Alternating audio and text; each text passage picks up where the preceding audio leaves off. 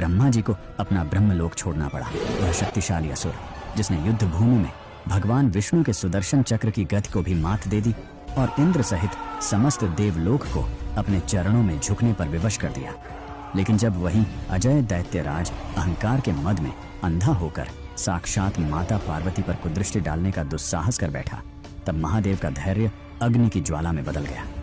दरअसल इस विनाशकारी युद्ध की नींव बहुत पहले ही रखी जा चुकी थी। अंधकासुर का जन्म महादेव के पसीने की एक बूंद से हुआ था, जो पूर्णतः अंधकार का प्रतीक थी। असल में जन्म से ही अंधा होने के कारण उसे हर जगह तिरस्कार मिला, जिसने उसके भीतर प्रतिशोध की ऐसी आग धधका दी थी जो पूरे ब्रह्मांड को भस्म कर सकती थी।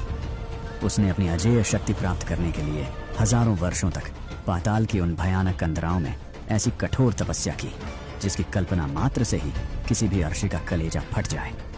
तपस्या का तेज इतना प्रचंड था कि हिमालय की अमर बर्फ पिघलने लगी और तीनों लोगों के प्राणी त्राही त्राही करने लगे। तभी विवश होकर ब्रह्मा जी प्रकट हुए और उस चालाक असुर ने एक ऐसा वरदान मांगा जिसने सृष्टि के नियमों की धज्जियां उड़ा दी। उसने कहा, प्रभु, यदि युद्ध भूमि में मेरे शरीर से रक्त की एक भी बूंद धरती पर गिरे तो उस बूंद से मेरे जैसा ही वीर और पराक्रमी एक नया अंधकासुर जन्म ले ले। ब्रह्मा जी ने तथास्तु कह दिया, परंतु वे नहीं जानते थे कि वे कितनी बड़ी भूल कर रहे हैं। वरदान पाते ही अंधकासुर अट्टहास करने लगा और उसने सबसे पहले ब्रह्मलोक पर ही धावा बोल दिया। ब्रह्मा जी, जो शांति के प्रतीक हैं, इस असुर के रणहुंकार के आगे विवश हो गए। दरअसल अंधकासुर जानता था कि ब्रह्मा जी युद्ध के देवता नहीं हैं, इसलिए उसने उनके संयम की धज्जियां उड़ा दी। ब्रह्मा जी को अपना लोक छोड़कर सुरक्षित स्थान की ओर जाना पड़ा। इसके बाद अंधकासुर ने स्वर्ग पर आक्रमण किया।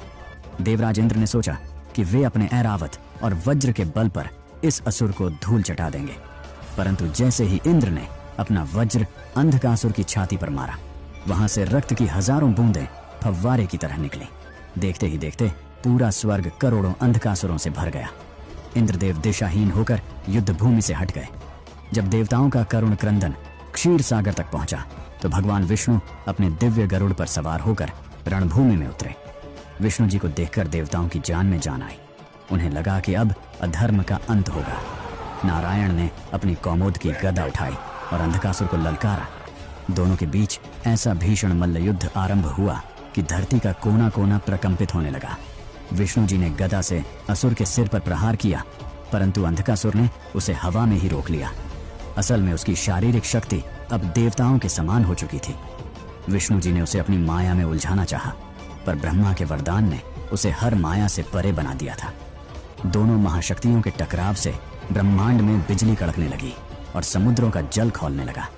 क्रोध में आकर भगवान विष्णु ने अपने सुदर्शन चक्र का आवाहन किया। चक्र ने बिजली की गति से अंधकासुर का मस्तक धड़ से अलग कर दिया, परंतु उसी क्षण उसके कटे हुए गले से रक्त की ऐसी मूसलाधार वर्षा हुई कि पूरी रणभूमि लाल हो गई। हर बूंद से एक नया असुर खड़ा हो गया। देखते ही देखते वहां करोड़ों अंधकासुर रणहुंकार भरने लगे। विष्णु जी जितने असुरों का संहार करते, उससे 100 गुना अधिक असुर फिर से उत्पन्न हो जाते। तब विष्णु जी ने मन ही मन सोचा, यह असुर साधारण अस्त्रों से नहीं मरेगा। ब्रह्मा का यह वरदान सृष्टि के लिए महाकाल बन चुका है। साक्षात सुदर्शन चक्र भी विवश प्रतीत हो रहा था। भगवान विष्णु समझ गए कि अब केवल महादेव का रुद्र रूप ही इस महाप्रलय को रोक सकता है।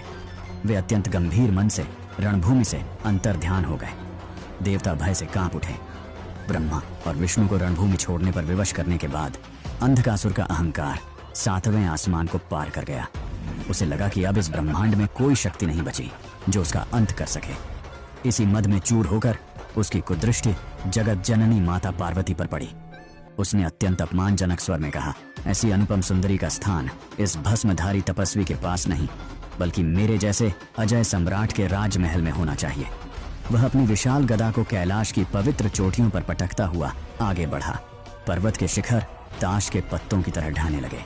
वह अट्टहास करते हुए महादेव को ललकारने लगा, ओ शमशान निवासी, कहां पर छुप कर बैठा है? आज मैं तेरा अंत करके ही छोड़ूंगा। उस समय महादेव महासमाधि में लीन थे, लेकिन जैसे ही उस पापी ने माता पार्वती की ओर अपना अपवित्र हाथ बढ़ाया, वैसे ही कैलाश का वातावरण प्रलयंकारी हो उठा। अचानक महादेव के त्रिनेत्र खुल गए। उनसे निकलने वाले क्रोध के तेज से चारों दिशाएं कांप उठी। उनकी एक हुंकार से हिमालय की चोटियां आपस में टकराने लगीं और पूरा ब्रह्मांड थर थर कांपने लगा। महादेव समाधि से उठे और उन्होंने अपना पिनाक धनुष उठा लिया। रणभूमि का दृश्य इतना भयानक था कि साक्षात मृत्यु भी अपना मार्ग बदल ले। महादेव ने अंधकासुर पर बाणों की वर्षा कर दी। प्रत्येक बाण बिजली की गति से असुर के शरीर को छलनी कर रहा था, परंतु वरदान के कारण समस्या घटने के बजाय बढ़ती गई। उसके सीने से रक्त की मूसलाधार वर्षा होने लगी और अरबों नए अंधकासुर उत्पन्न हो गए। वे सब एक साथ महादेव पर टूट पड़े और चिल्लाने लगे, महादेव, तुम्हारे ही प्रहार हमें और शक्तिशाली बना रहे हैं।